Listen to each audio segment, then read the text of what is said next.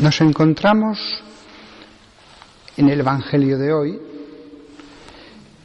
que es Jesucristo, Rey del Universo. Por eso hoy es solemnidad y estamos usando el incienso. Es el último domingo del tiempo ordinario, la festividad que la Iglesia ha colocado para coronar todo el año litúrgico.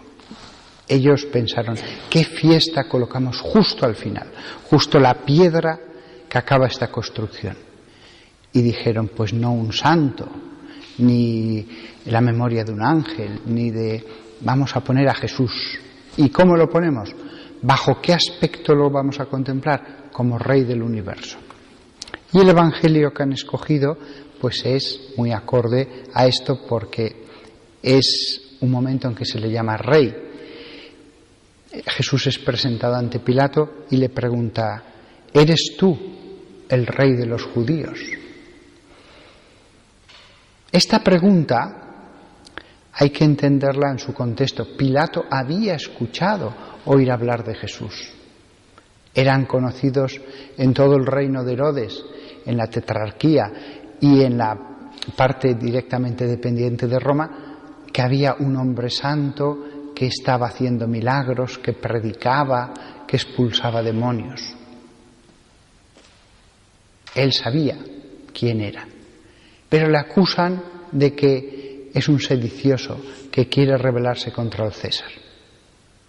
Por eso, sabiendo quién era Jesús, porque movía tales masas que sin duda alguna los romanos habían enviado a gente que viera a ver qué pasaba, por qué tantos miles de personas de pronto seguían a uno y le aclamaban, había entrado victoriosamente en Jerusalén como más que un rey el día del Domingo de Ramos.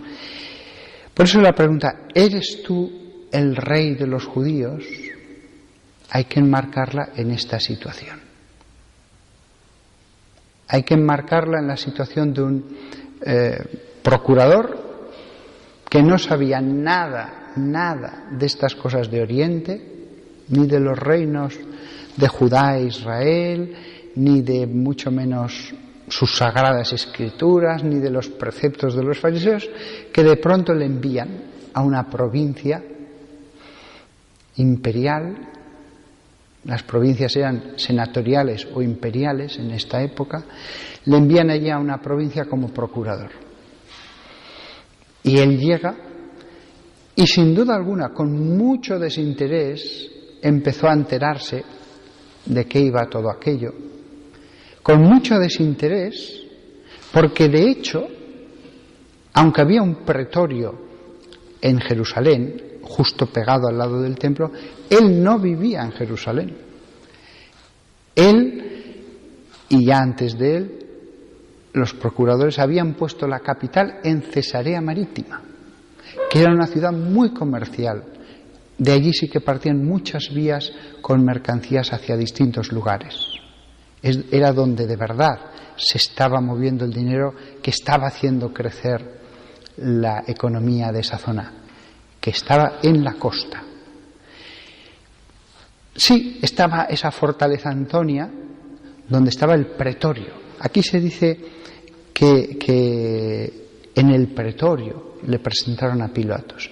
El pretorio era praetorium, la tienda en el campamento romano donde estaba el procurador, donde estaba el que mandaba aquella legión.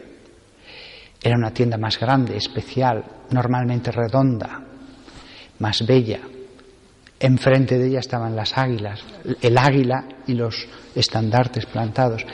Y se llamaba de igual manera a la residencia oficial del procurador cuando ya estaban establecidos en una provincia y tenía ese cargo. Y había un pretorio, una residencia oficial del gobernante justo al lado del templo, pegado. Desde ahí se veían perfectamente los grandes patios que constituían el templo. Y allí es donde le recibe este hombre que de pronto se encuentra con que le envían a un hombre santo, del que se dice que hace milagros, a que lo juzgue. Pilatos podía haber ido a verle, porque no se escondía Jesús. Pero qué poco había sido su interés, que no había ido a ningún lugar a verlo. Cosas de judíos. ¿Serán verdad los milagros? Pues no sé. Habría oído tantas cosas. Él, como romano, o no creía en nada, o más probablemente, que era lo más normal, sí que creían en mitologías, en dioses, en hechizos, en brujerías, en semidioses, en figuras mitológicas. Con lo cual, el procurador en la provincia de Palestina lo era todo. Tenía un poder inmenso. Era la máxima autoridad militar, la máxima autoridad civil en la provincia y era el juez supremo de la provincia. No tenía que dar explicaciones. Y estaba acostumbrado a que todo el mundo le adulara, le sonriera, le dijera lo que quería oír, le dijera cosas agradables, todo el mundo haciéndole la pelota. Y de pronto le envían a este hombre santo y tengo que juzgarlo.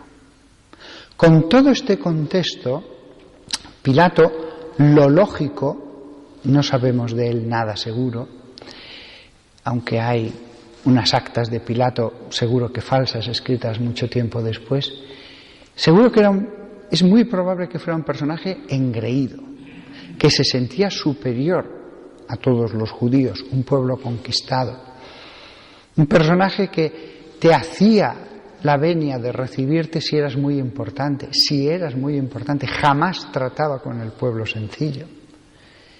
Y lo último que quería era inmiscuirse en estas cosas religiosas. Y de pronto le dicen, tienes que juzgar a ese hombre que desde hace unos años todo el mundo sigue, todo el mundo dice que es santo, que hace milagros. Él que no había tenido interés ni en verlo. Y entonces lo primero que le pregunta es la acusación, ¿eres tú el rey de los judíos? Si me dices sí, pues vamos a ver, vamos a intentar ver si eres un sedicioso o no, porque claro, rey había uno, el tetrarca.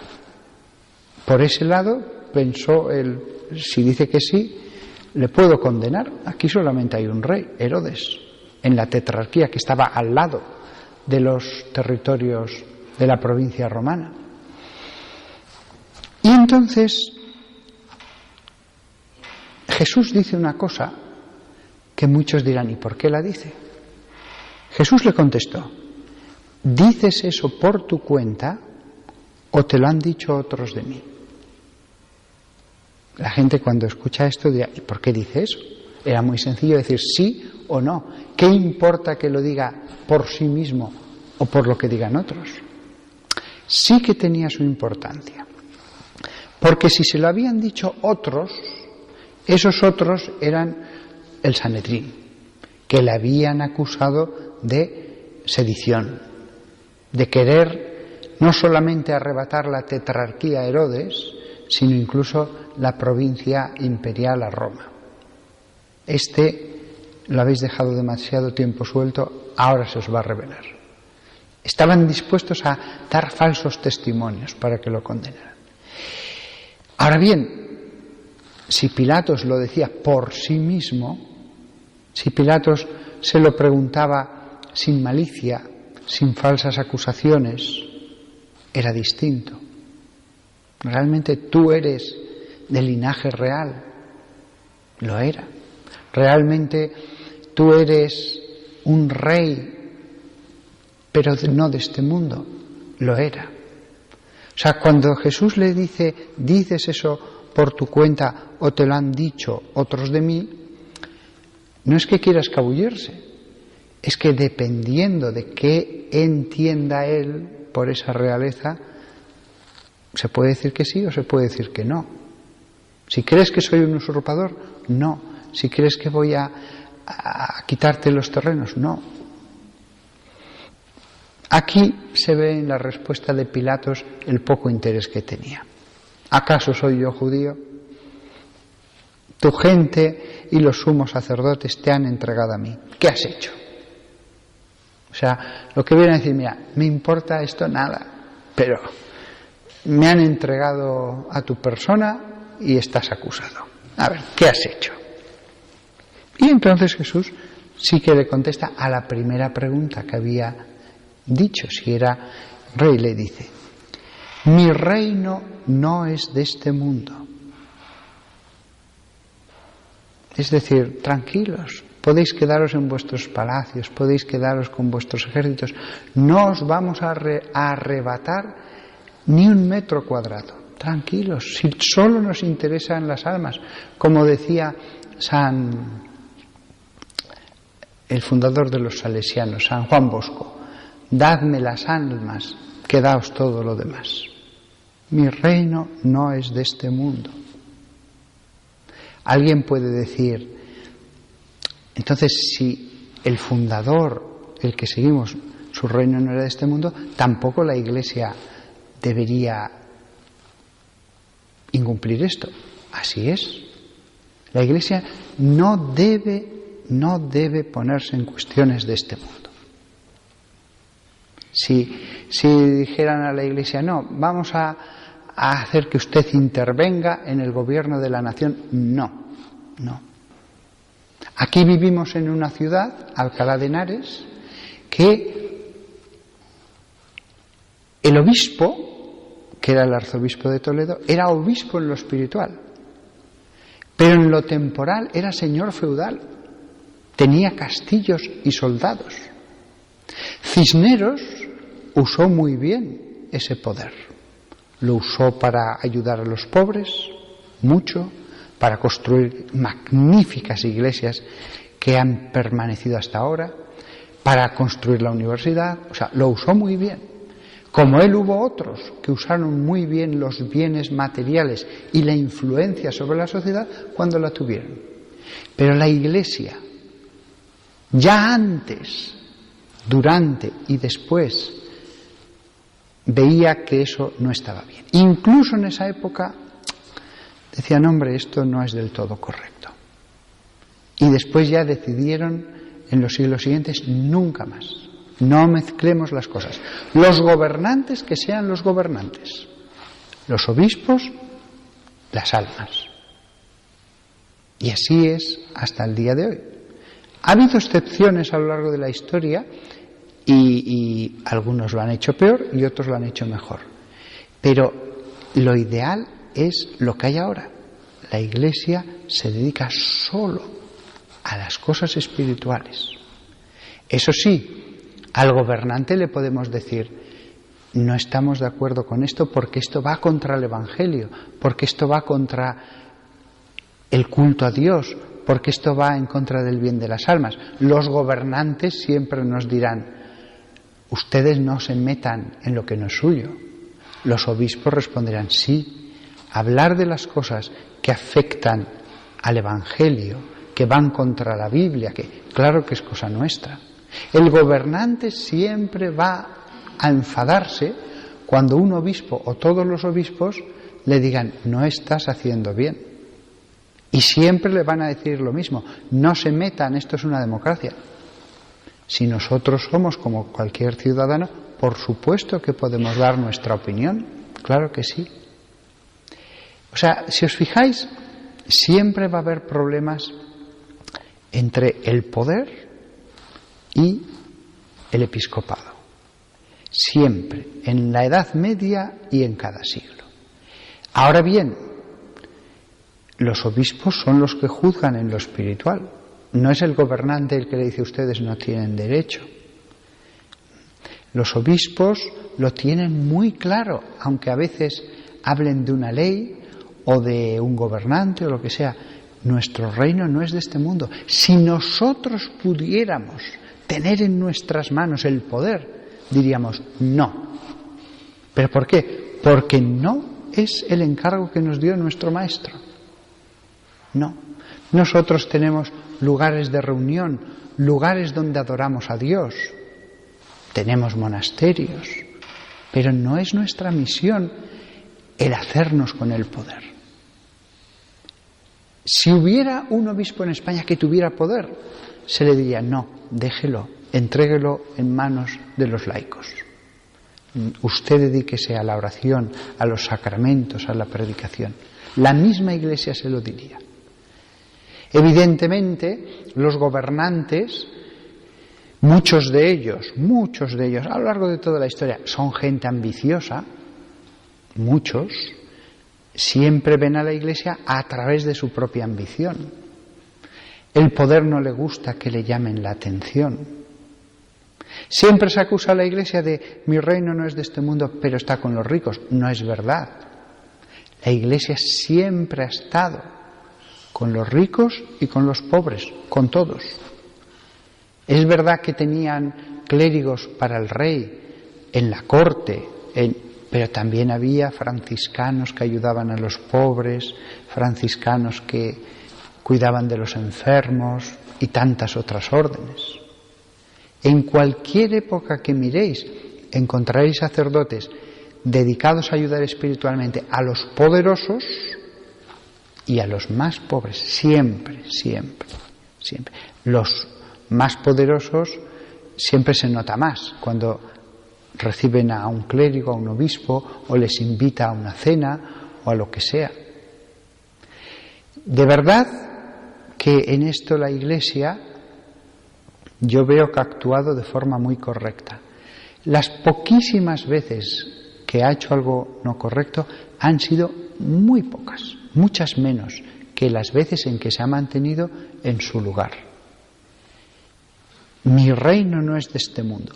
¿Por qué el Papa tiene un Estado? ¿Por qué el Papa tiene un Estado que en el fondo es un reino? El territorio es pequeñito. Lo podéis ver en cualquier web, la comparación con un aeropuerto o con cualquier lado. Pero eso es lo que le da independencia. Si el Papa no tuviera un Estado, cualquier juez de Italia podría meterlo en la cárcel, interrogarle, confiscar los archivos de la Iglesia. Podría hacer lo que fuera. Anda que no hay corrupción alrededor del Estado Vaticano. Como me decía un juez que lo fue del Tribunal Supremo, cualquier juez puede meter en la cárcel al cardenal de Madrid.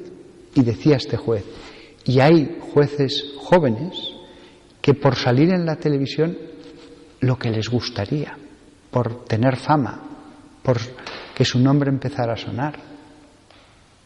Pues eso mismo pasaría con el Papa.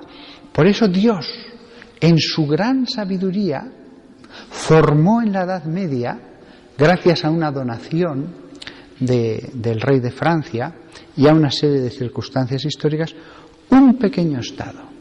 Y así el Papa no era vasallo de ningún rey, era independiente. Un reino minúsculo, pero ya desde entonces hasta ahora no está sujeto a lo que diga cualquier gobierno. Si no, podrían hasta pedirnos un impuesto respecto a las limosnas, podrían hacer tantas cosas. Todo, como veis, Dios lo ha hecho con mucha sabiduría. Mi reino no es de este mundo. ¿Está bien que el Papa tenga un Estado Vaticano? Sí, es lo ideal. A veces es fácil simplificarlo todo y acusar a la Iglesia. ¿Veis? Estáis traicionando lo que Jesús hubiera querido. Y Jesús les diría, no tenéis ni idea. Soy yo el que como rey ha dicho, no, el Papa que tenga un reino propio. Soy yo como rey el que ha dicho esto y lo otro. Es curioso cómo los que menos pisan la Iglesia después pretenden erigirse en maestros acerca de lo que está bien y de lo que está mal. Así que, y con esto acabo, el Estado Vaticano por un lado y las palabras de ese Jesús humilde, sencillo, acusado, mi reino no es de este mundo. Conclusión, siempre hay que tener confianza en los pastores, siempre hay que tener confianza en la Iglesia. Cuando la Iglesia hace algo, sus razones tendrá, que la gente normalmente sabe las cosas por lo que ha leído en los periódicos y lo que le han dicho otros que no son sus pastores, que a veces odian a la Iglesia con todas sus fuerzas.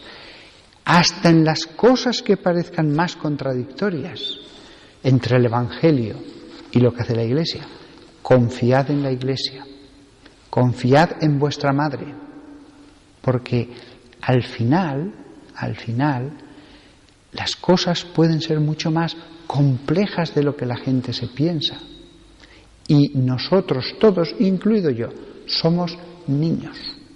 Si a mí me preguntan, ¿usted confía en lo que el Papa haga? Totalmente. Él tiene toda la información, ya está. Y si confío en un Papa, mucho más en la Iglesia secular, en las instituciones eclesiásticas que llevan siglos, que han sido erigidas por verdaderos santos. Plena confianza. Nada más que todos nosotros en esta solemnidad de Cristo, Rey del universo, entendamos que vino aquí como Maestro, Jesús, pero que desde su trono en el reino de los cielos verdaderamente ejerce como Rey.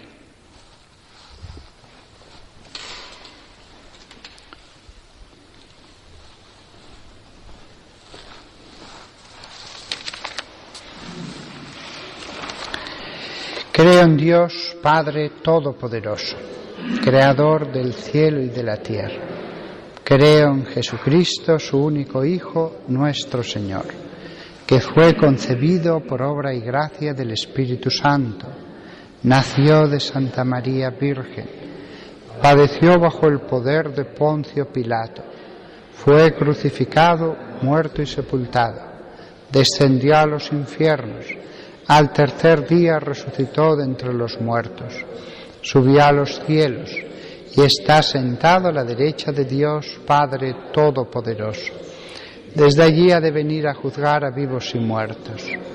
Creo en el Espíritu Santo, la Santa Iglesia Católica, la comunión de los santos, el perdón de los pecados, la resurrección de la carne y la vida eterna. Amén. A ti, Señor Jesús, que intercedes por nosotros ante el Padre en tu reino, dirigimos nuestras preces. Por la Santa Iglesia, para que unida en Cristo, Rey de paz, exprese a la luz del Evangelio la justicia nueva que Él ha promulgado desde la cruz. Roguemos al Señor. Te rogamos, óyenos. Por los pastores del pueblo de Dios, obispos, presbíteros, diáconos, para que imiten a Jesús, que no vino para ser servido,